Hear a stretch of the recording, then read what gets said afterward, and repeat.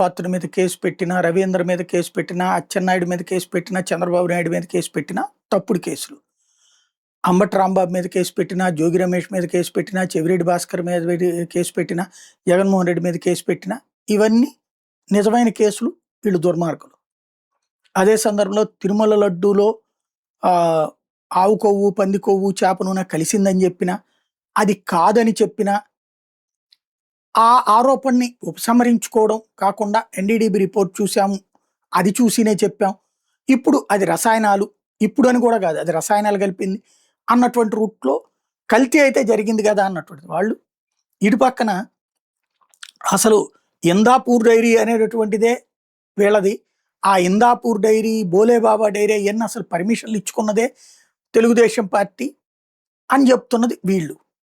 అదే సందర్భంలో ఏదైతే రాష్ట్రంలో ఇదివరకటి రోజుల్లో బూతులు తిడితే రైటు, కొట్టడం తప్పు.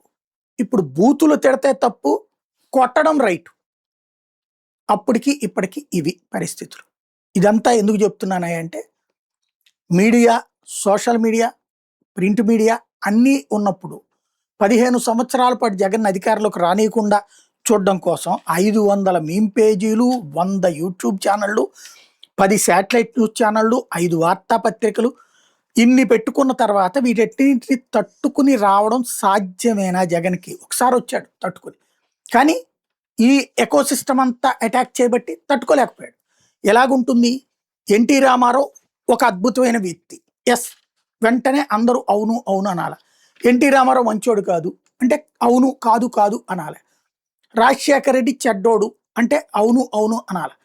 అదే సందర్భంలో జగన్మోహన్ రెడ్డి చెడ్డోడు అంటే అవును అవును అనాలి. కాకపోతే అమ్ముడుపోతారు. అవును అంటే గనక వాళ్ళు చెప్పినట్టు అంటే గనక వాళ్ళు సత్పురుషులు అవుతారు. ఎంటర్టైన్మెంట్ ఛానల్లోనూ హీరోలు అవుతారు, సినిమాల్లోనూ వస్తారు.